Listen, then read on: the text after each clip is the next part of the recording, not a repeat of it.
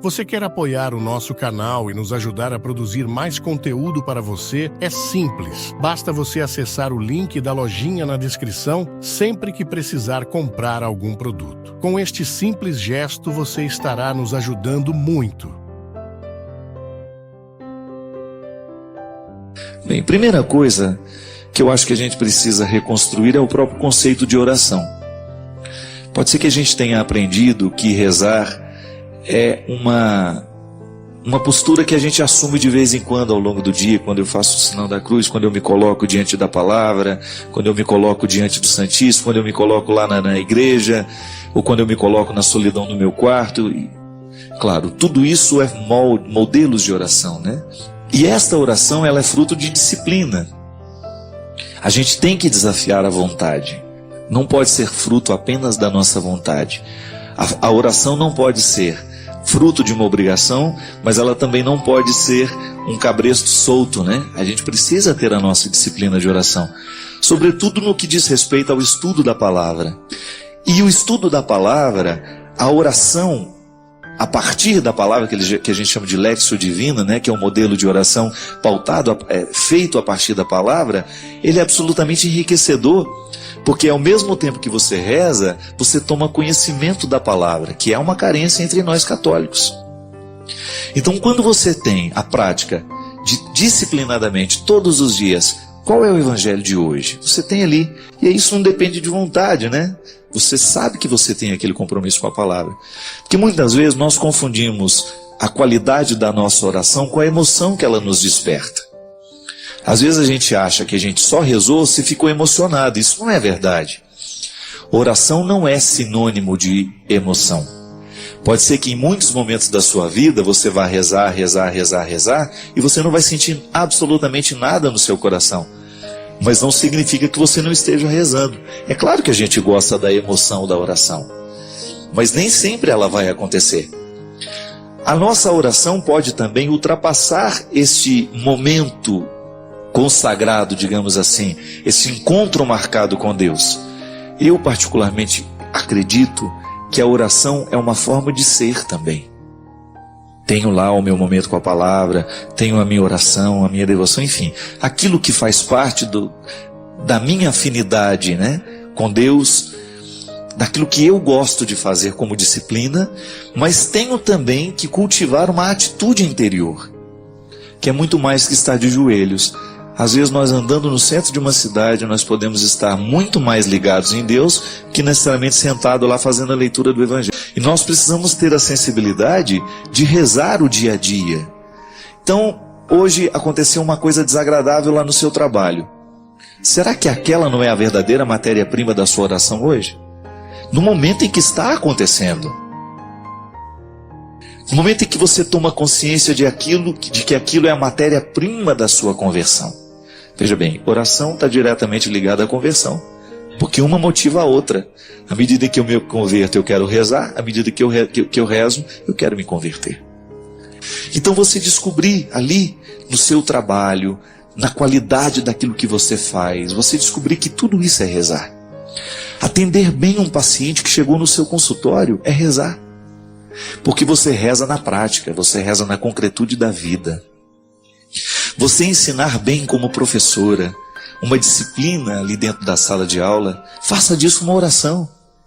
Oração é tudo aquilo que é agradável a Deus. O que pode agradar o coração de Deus? Não tenha dúvida, é a nossa conduta. O que pode ser mais bonito diante dos olhos de Deus não é a nossa oração decorada, não é o nosso terço decorado, não é o nosso evangelho decorado, não é a nossa ladainha decorada, a nossa novena decorada, não. O que verdadeiramente toca o coração de Deus e consequentemente toca também o nosso como transformação que acontece, é a nossa atitude que está sendo aprimorada pelo poder do que a gente reza. E aí você descobre que orar é o tempo todo. No momento que você trata bem alguém, você está em oração. A sua vida é uma continuidade daquilo que você reza. Nós pedimos, por exemplo, na oração nós pedimos a Deus que Ele nos dê paciência. Aí você sai da sua oração, você encontra uma pessoa aborrecida, chata, enjoada. Pronto, e aí? É a hora de concretizar o que você pediu. Eu até penso, olha, muito cuidado com o que você pede a Deus, porque Ele faz. Senhor, me dê paciência. Aí está aquele monte de gente enjoada do seu lado e você não sabe o que faz com elas. Aí você pede para que Deus te livre dela. Não, uma hora você pede que quer ter paciência. A gente não vai ter paciência lendo o livro. Não é teórico não. Paciência a gente aprende na prática. Então aquela pessoa enjoada, aborrecida, com quem você tem dificuldade, é a continha do seu rosário ali na prática. Cada vez que você pede a proteção do Senhor na sua vida, que você pede a Ele que lhe ajude a crescer na sua caridade, Ele vai lhe dar uma situação concreta para você exercitar a sua caridade. Porque senão, gente, nós vamos ficar teóricos a vida inteira. E Deus não é teórico. Deus é muito concreto na nossa vida. Peça e Ele vai lhe atender. É o que diz a palavra. Mas Ele vai lhe atender dando realidades concretas que vão mexer com você. Não pense que a realidade cairá pronta do céu, não. Rezar é trabalhar a 4 mãos. Deus faz e nós fazemos juntos.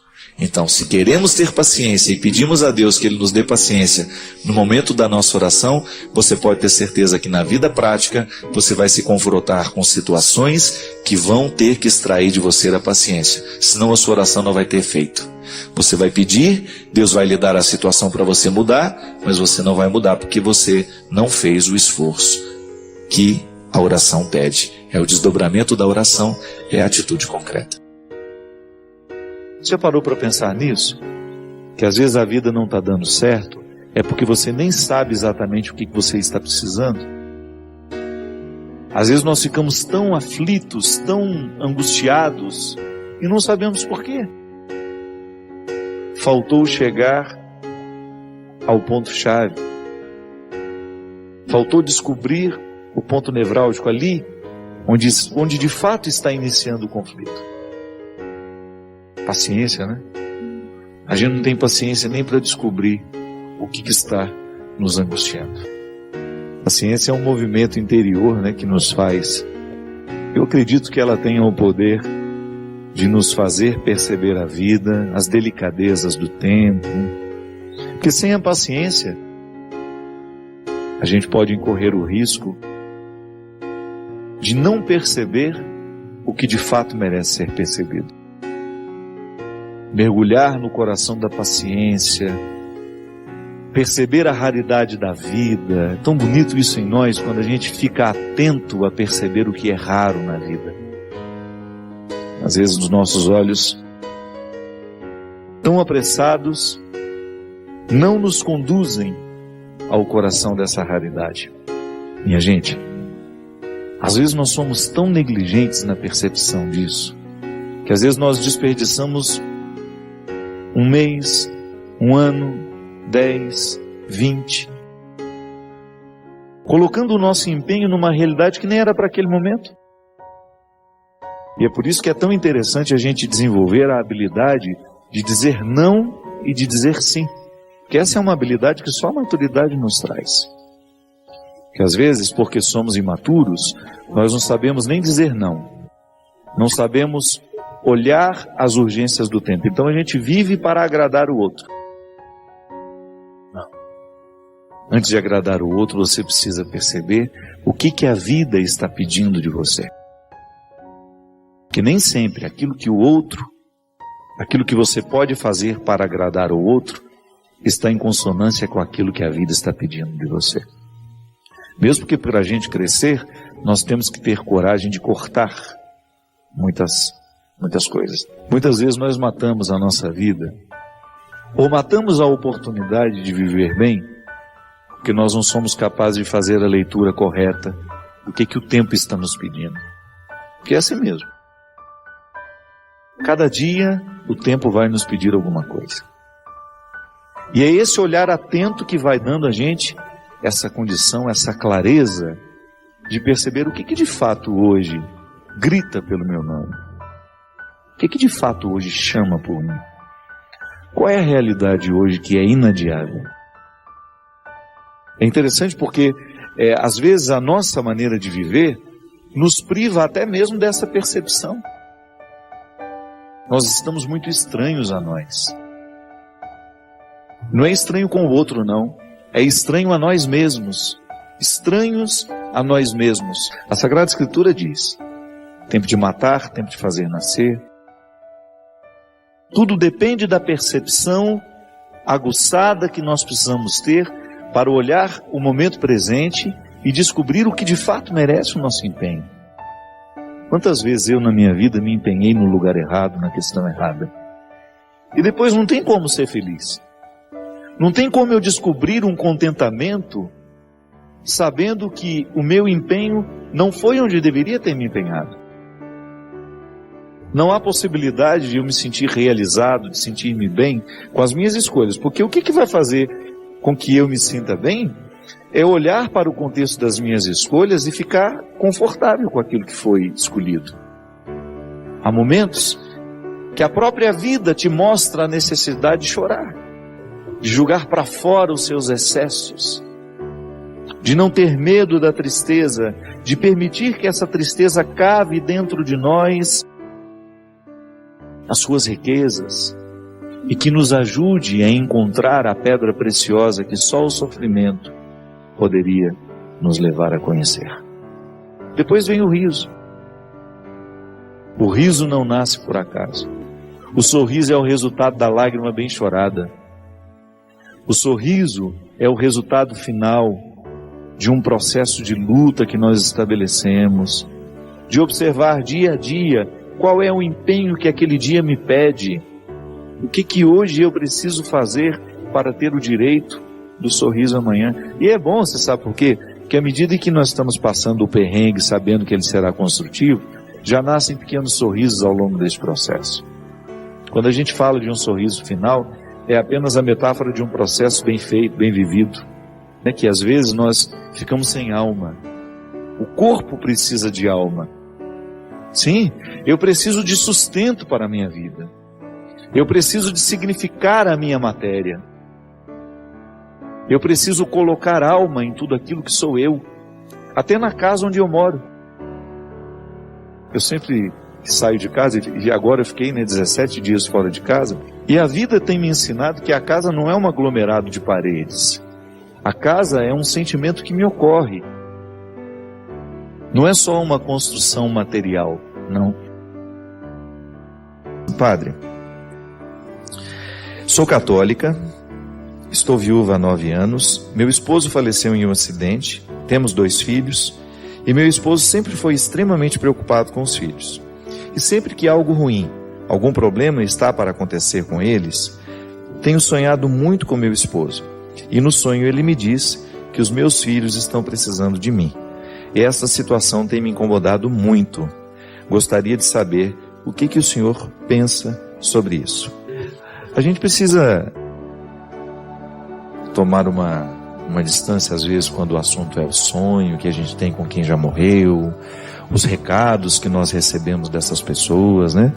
Mesmo porque a nossa fé cristã não nos permite, dentro do contexto do que a gente apreende, do que nós sabemos, do que a igreja nos ensina, nós vivemos a comunhão com os santos. Então todos aqueles que já morreram participam desta comunhão, mas a igreja não acredita nesta comunicação com os mortos. Nós respeitamos os que creem dessa maneira.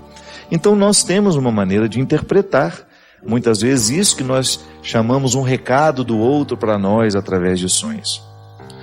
A ciência já evoluiu muito para compreender os sonhos. Nós já temos um arsenal bastante interessante para a gente poder fazer uma análise do porquê que nós sonhamos, o porquê que as realidades vêm a nós através dos sonhos, que são nada mais, nada menos que revelações do inconsciente. O que a psicologia nos ensina? Que quando nós dormimos, o nosso inconsciente torna-se mais ativo, ele começa a trazer para fora aquilo que nós conscientemente não conseguimos dizer e nem experimentar. Então muitas vezes o sonho é uma voz do inconsciente nos dizendo aquilo que nós muitas vezes já nos dizemos também. A senhora, por exemplo, sabe que o pai era extremamente preocupado com os filhos. Então é natural que a senhora tenha sonhos em que ele se mostre preocupado. São registros que a senhora tem. A senhora assimilou o marido como um homem que sempre se preocupou com os filhos. Essa foi a experiência, e que bonita experiência a senhora teve, de um marido que sempre foi muito presente na vida dos filhos. Eu não sei qual é o nível de envolvimento que a senhora tem com esses filhos, mas pode ser que em algum momento da sua vida a senhora tenha assimilado isso. Ele se preocupa mais do que eu. Então agora, com ele ausente, é uma maneira que a senhora tem de dizer à senhora o que a senhora mesmo gostaria de ouvir. Volto a dizer, a gente respeita os que creem diferente, os que acreditam nessa comunicação. Mas como nós não acreditamos, a gente também pode compreender esses sonhos como sinais que nos ajudam a pensar a nossa postura. O que a gente não pode é permitir que eles determinem a nossa realidade. Então, porque eu sonhei, digamos que o meu pai tenha falecido num momento de muito sofrimento, e de vez em quando esses sonhos me ocorrem do meu pai em agonia, como muitas vezes, como isso aconteceu comigo. Estou falando uma coisa que realmente se deu comigo. Meu pai morreu e eu vi meu pai morrendo. Meu pai ele morreu de uma embolia pulmonar, uma insuficiência respiratória horrível, e eu estava ao lado. Então a agonia do meu pai ficou muito marcada em mim. E é claro que aquele registro de ver o meu pai falecendo naquela agonia ficou registrado em mim durante muitos anos.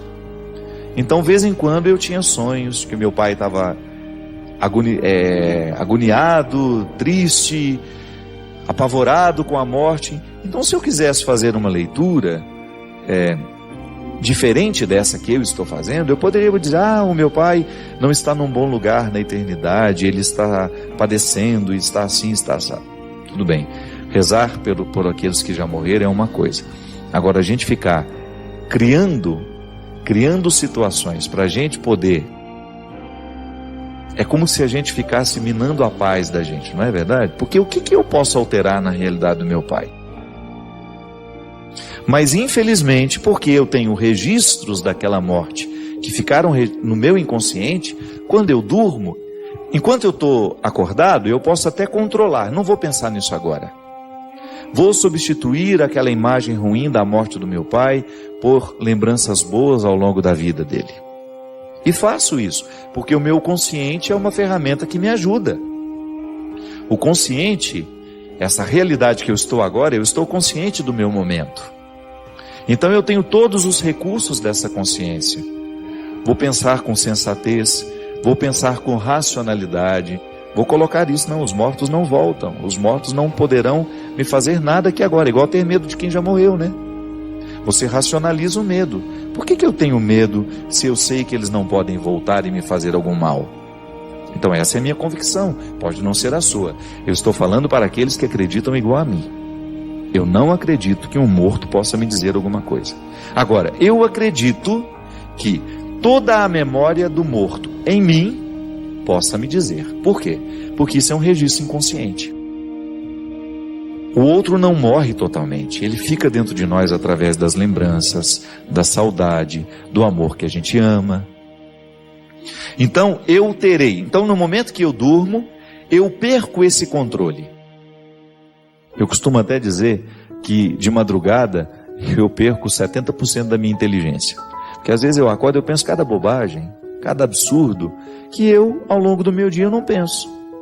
Por quê? Parece que eu estou numa fragilidade, né? Que à noite, à madrugada ali eu acordei e naquele momento não consigo tomar o sono novamente.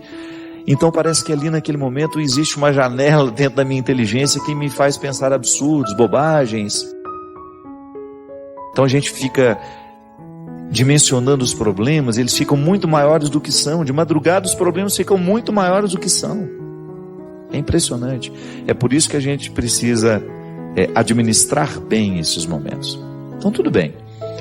Quando eu durmo, eu perco esse controle. Então o meu inconsciente joga para fora tudo aquilo que está armazenado nele.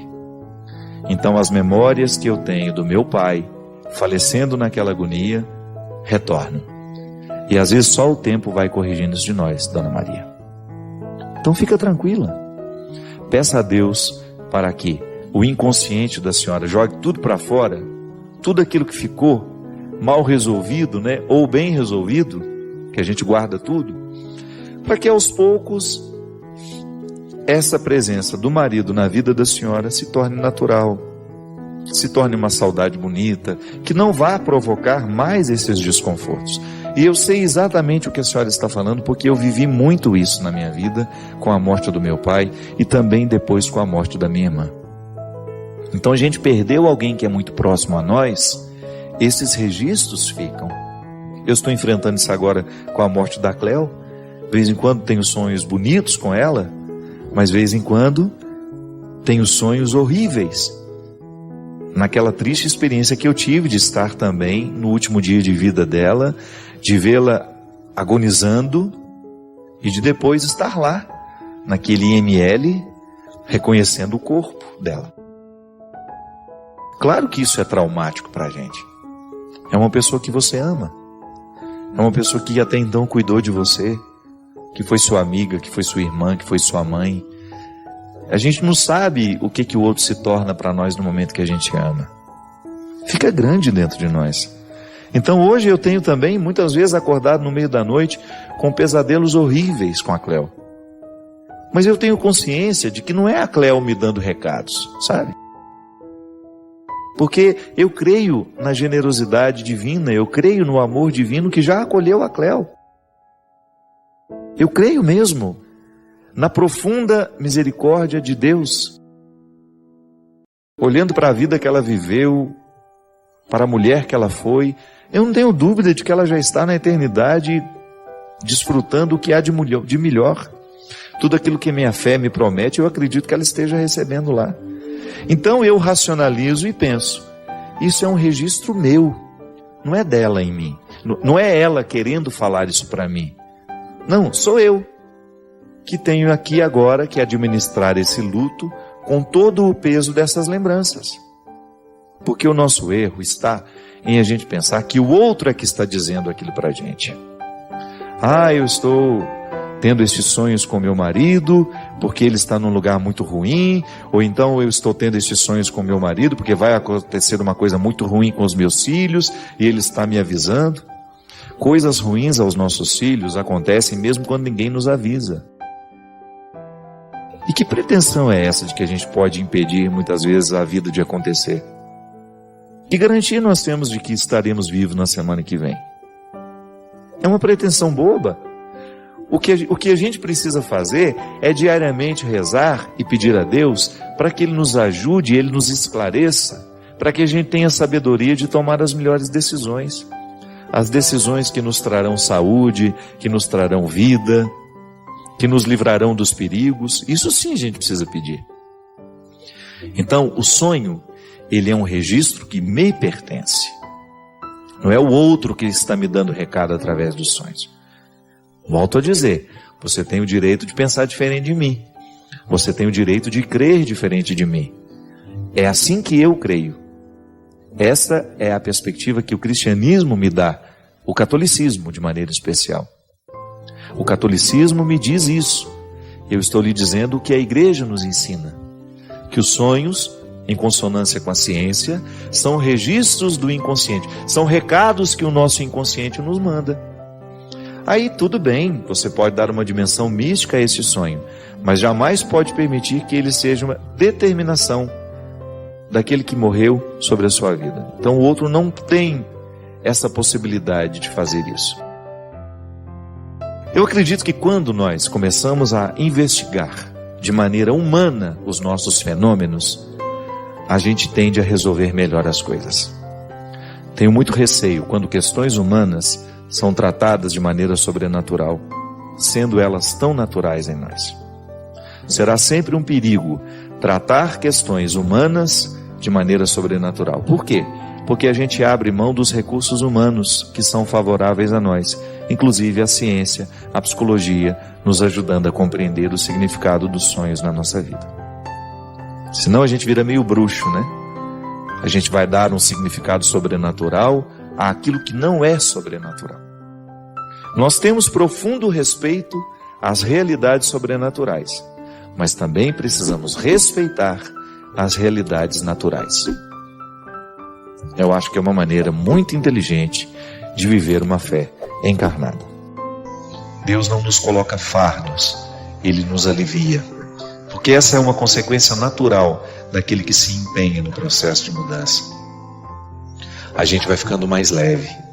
Ter um coração de Jesus significa ter um coração mais leve. Ter um coração semelhante ao dele, a gente abre mão dos ódios que nos pesam, dos rancores que nos machucam.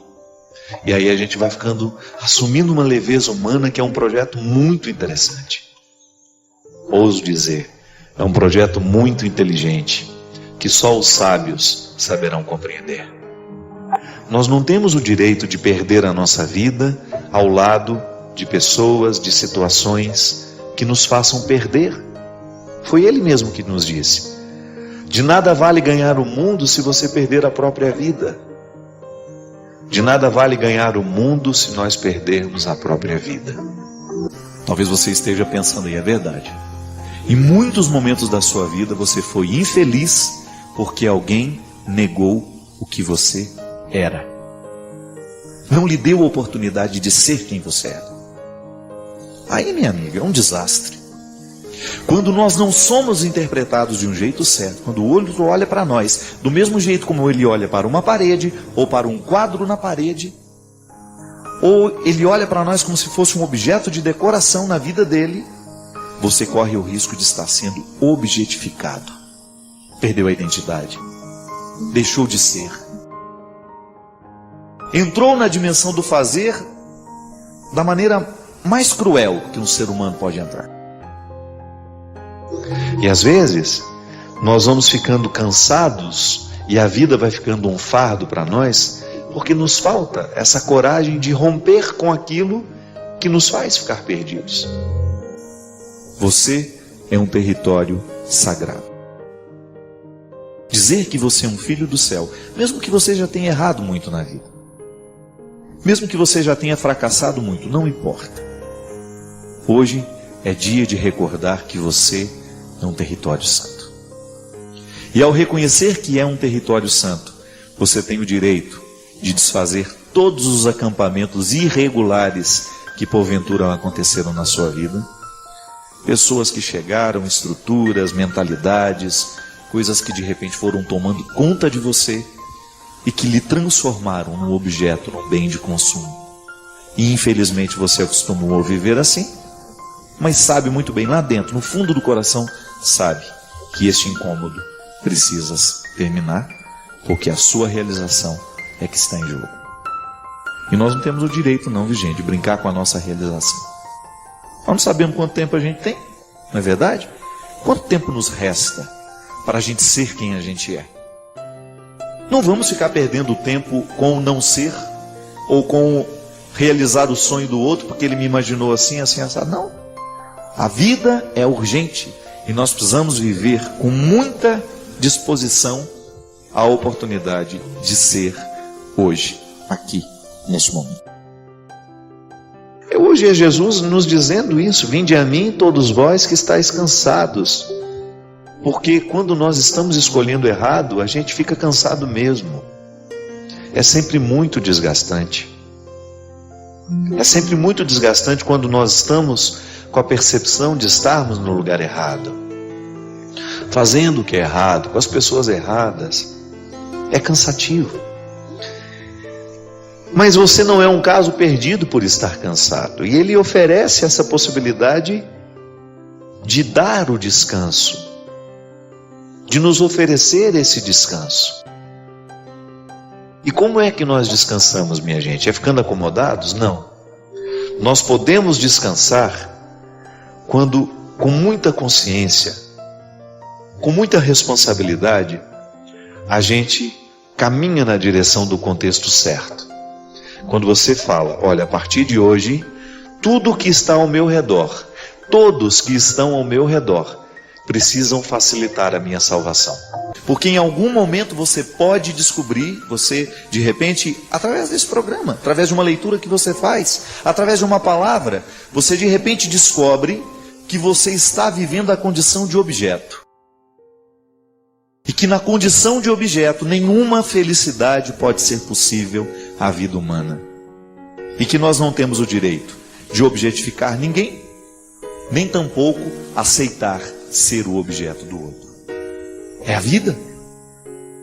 E é tão bonito quando nós descobrimos uns com os outros, né? Nossa, desculpa, eu estou te objetificando.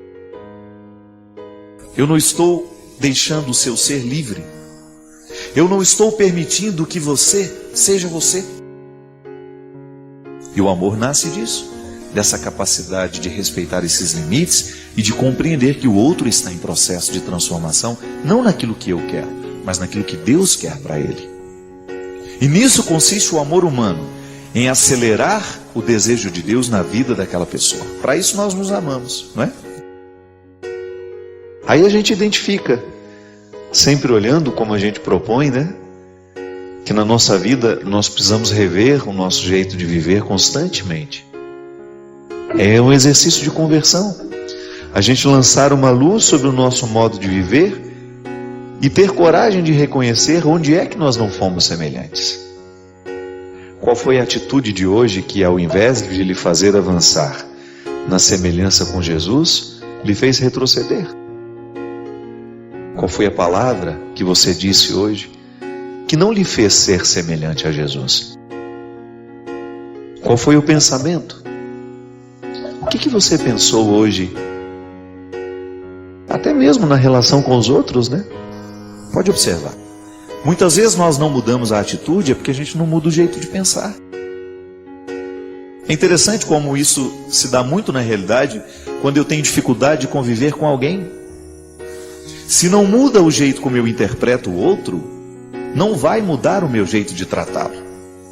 Eu esbarro nisso o tempo todo, minha gente. Você sabe muito bem, me acompanha, sabe o tanto que eu sou público, a minha vida me expõe o tempo todo. E eu preciso ter muita segurança no ser, para eu dar conta de fazer o que eu faço. E de vez em quando esbarra pela minha vida, através de uma carta, através de um e-mail, pessoas que não entendem o meu ser padre. É natural. Só que, no momento em que eu não sou interpretado do jeito como eu preciso ser, eu tenho todo o direito de estabelecer aquele limite. Por quê? O outro não está me interpretando do jeito certo. Não sou um objeto de consumo. Mesmo como padre, ainda que eu tenha que doar a minha vida, eu não sou um objeto de consumo. Às vezes nós somos tão cruéis com o que a gente pensa, os nossos preconceitos, as nossas imagens distorcidas do outro. Nós somos muito dissemelhantes, não somos semelhantes a Jesus. Porque se nós olhamos para a maneira como Jesus se relacionava com os seus, era sempre uma postura acolhedora, amorosa, dura às vezes, mas nunca sem perder a ternura e o amor. Aliás, a dureza de Jesus só tinha sentido porque ele queria o bem das pessoas. Às vezes nós somos duros, não é porque a gente quer o bem, é porque nós somos cruéis mesmo. Não adianta você querer modificar a sua ação se você não modificou a raiz que provoca essa ação. É muito mais profundo. Não adianta nada você tentar mudar uma atitude concreta e prática, se você não modifica o motivo da atitude que está no ser. O ser é a casa de todos os motivos, não é? O amor nasce no ser. É por isso que aquilo que a gente realiza, os nossos gestos de amor, eles estão diretamente ligados ao nosso ser que ama. É por isso que o coração, quando ele está acostumado a amar, quando o ser se projeta sempre para a solidariedade, para o amor, para a fraternidade, ele vai ter muita facilidade de fazer o bem.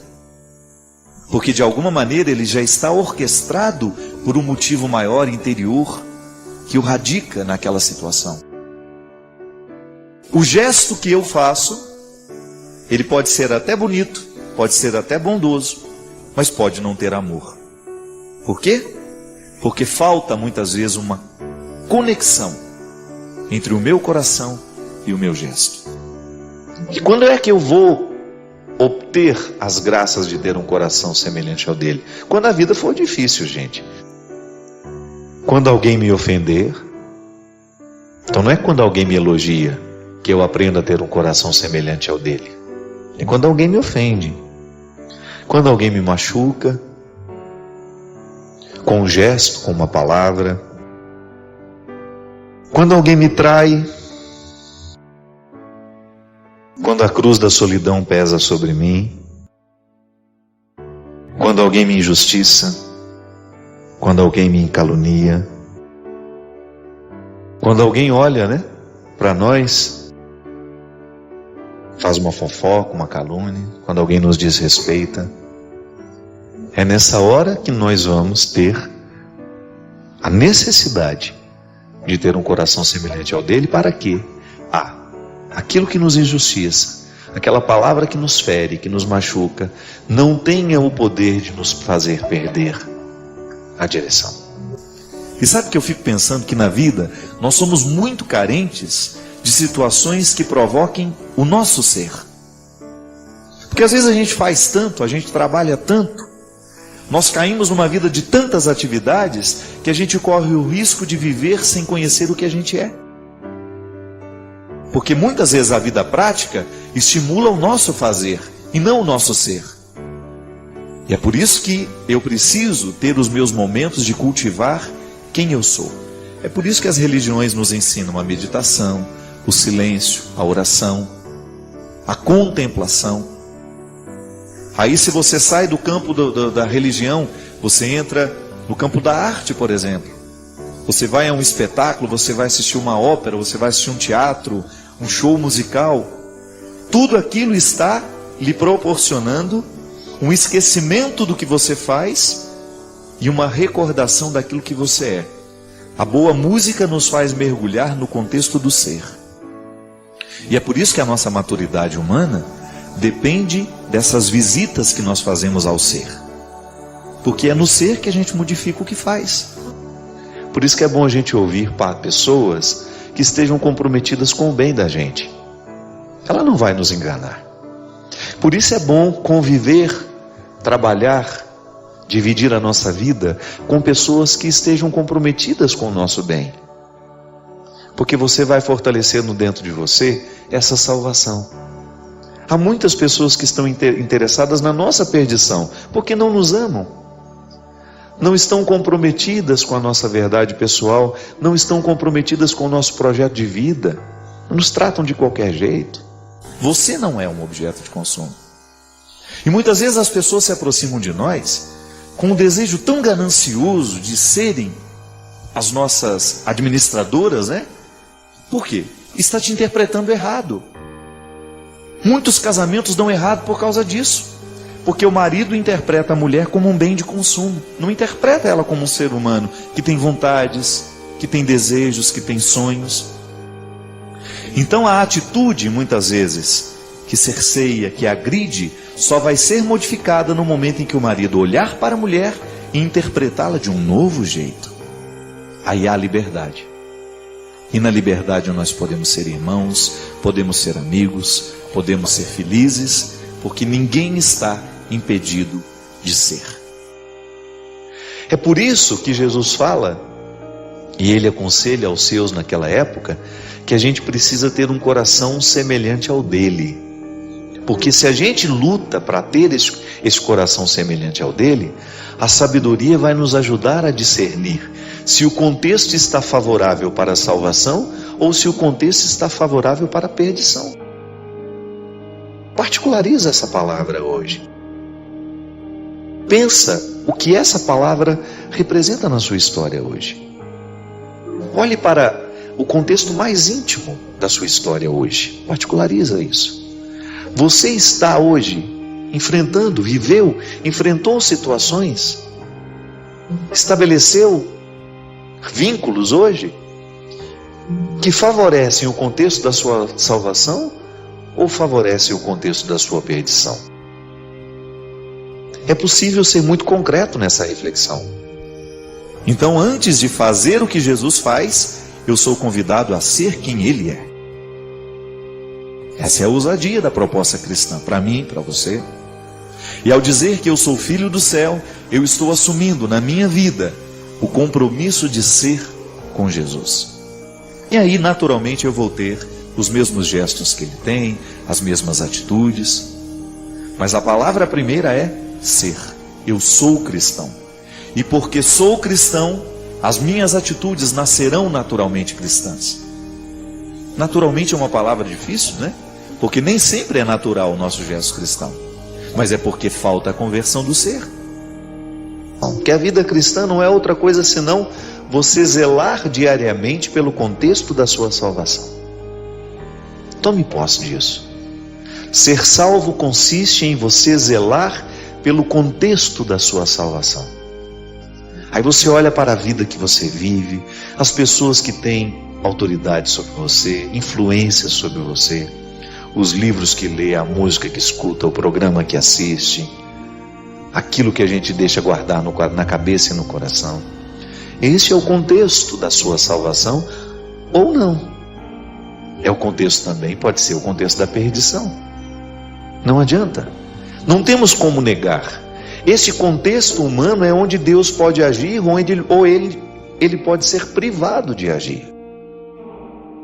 Mas ao assumir este compromisso de não perder de vista o ser que você precisa, viver e experimentar o tempo todo e mergulhar, quando olhamos para Jesus, nós descobrimos quem nós devemos ser, como devemos pensar. Só que aí, Paulo dizia, para que a gente tenha atitudes de Jesus, nós precisamos ser como Ele. Aí o que ele fala? Que nós precisamos primeiro transformar a nossa mentalidade. Ter o coração semelhante ao de Jesus pode nos parecer uma coisa cândida, né?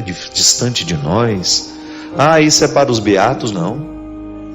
Ter um coração semelhante ao dele é ter um coração que seja capaz de zelar pelo contexto da nossa salvação. E volto a dizer, nós não estamos falando apenas de uma salvação escatológica para depois da morte. Também. É que ela, na verdade, é apenas uma consequência do viver bem. Às vezes eu encontro pessoas que estão muito preocupadas com a salvação escatológica, com a salvação depois da morte, e esquecem de viver bem as suas vidas. E isso é naturalmente contraditório. Eu não preciso nem me preocupar com a salvação depois da morte se eu vivo bem a minha vida. Se eu zelo pelo contexto da minha salvação, se eu não permito que as estruturas diabólicas tenham ascendência sobre mim ou venham crescer dentro de mim, particularize isso. Quando eu asseguro que o meu ser está mergulhado num processo de transformação, de conversão, se eu estou vivendo a dinâmica desse batismo, é natural que eu ame, é natural que eu queira o bem, é natural que eu não semeie discórdias, é natural que eu saiba controlar as minhas vaidades, é natural que eu saiba controlar os meus orgulhos, é natural que eu não queira mentir, porque o ser está conectado em Jesus e sabe muito bem que viver a dinâmica de Jesus é justamente negar tudo isso, é não querer isso como parte, é não querer fazer parte dessas misérias todas, não é? Aí você então de alguma maneira controla a sua dimensão adâmica que não morre, que está aí dentro de mim, que está dentro de você. Quando nós abrimos as portas do que é ruim, a gente se perde. Mas quando uma palavra nos orienta e reata dentro de nós esse compromisso com a vida que todo ser humano deveria zelar para manter, a gente é salvo. Então a palavra é salvífica. A palavra tem o dom de nos colocar dentro de um contexto de transformação, de mudança, que significa também salvação. Viver a identidade é a gente de alguma maneira ter um referencial de quem a gente é, e a partir de saber quem a gente é, descobrir o que a gente deve fazer. Há sempre um ser que antecede o que faz. Isso é identidade, porque é refletindo a nossa humanidade que a gente vai se aproximar da santidade que nós tanto precisamos viver. Não há um outro jeito. Eu não sei, eu não posso ficar santo se eu não tocar nas minhas questões humanas, se eu não aprimorá-las e modificar essas estruturas. Que às vezes a gente pode ter essa compreensão equivocada de que Deus está nos propondo um fardo. Não. Deus está nos entregando privilégio, ter um coração parecido com o dele. E é possível, A graça atua em nós. E nós assumimos a responsabilidade de lapidar essas mazelas, de cortar esse mato que cresce, na personalidade da gente, que ofusca a semelhança. Aí sim é possível eu ter um coração semelhante ao dele. Essa é a antropologia cristã. Ao me ensinar, a igreja me ensina isso, que na história, no tempo, no dia de hoje, no cotidiano que hoje eu enfrento, eu sou convidado a legitimar a presença de Jesus na história. E que o meu ser é o lugar da conversão. É aqui, no meu pensamento, na minha atividade cerebral, nos meus motivos intelectuais, é aqui onde o meu coração bate, onde todos os meus sentimentos são processados, onde as minhas sensações também existem e me ajudam a ser quem eu sou, que a primeira dimensão do cristianismo se forma. É a formatação cristã, poderíamos usar um termo moderno, Quando você formata o seu computador, o que você faz? Você o transforma, você o retira, você limpa tudo aquilo que estava lá e você o projeta para um novo tempo. É o que o batismo faz com a gente. Ele nos retira de uma condição antiga e nos formata para uma vida nova. Então, a partir do meu batismo, eu estou mergulhado neste novo jeito de ser de Jesus. Volto a dizer, a palavra de Deus nos orienta, e porque nos orienta, ela nos salva. E hoje Deus nos salva, nos convidando a ter um coração semelhante ao Filho dele. Não é nenhum prejuízo, é um privilégio. A orientação, minha gente, sempre que ela é amorosa, ela tem um poder salvífico. Um pai, por exemplo, pode salvar o filho de muitas coisas ruins. Basta que ele esteja atento à orientação que ele precisa fazer naquele momento da vida da pessoa, do filho. Seja ela uma criança, seja ela uma adolescente, seja essa pessoa já um jovem ou até mesmo um adulto. A palavra salva, porque ela orienta. Ela tem o dom de reorientar o caminho. Um pouco antes aqui em Mateus 5, Jesus fala das bem-aventuranças, Bem-aventurados. A expressão bem-aventurados também pode ser traduzida como felizes. E ainda pode ser compreendida como bem encaminhado. Então a palavra de Deus tem o poder de nos salvar porque ela nos orienta. Por isso ela é a palavra de salvação. Eu sou salvo toda vez que sou orientado a agir de um jeito certo. Toda vez que eu tenho condições de escolher melhor, eu estou sendo salvo. Quando a palavra nos orienta, minha gente, ela cria dentro de nós um contexto de redução da ação do que é maligno em nós. E o que nos salva são as mudanças que nos tornam melhores. Eu, quando lhe quero bem, eu estou lhe proporcionando ser quem você é e, ao mesmo tempo, ajudando a retirar os excessos que prejudicam o seu ser. Pedindo a Deus que nos conceda a graça de ter um coração semelhante ao seu Filho. E esse é o nosso propósito, diariamente. Quando a gente se coloca nessa caminhada cristã, outra coisa a gente não pretende senão assumir essa semelhança. Agradeço por compartilhar este momento de reflexão. Deixe seu comentário abaixo e compartilhe suas próprias experiências. Não se esqueça de se inscrever para mais inspiração e convidar outros a fazerem o mesmo.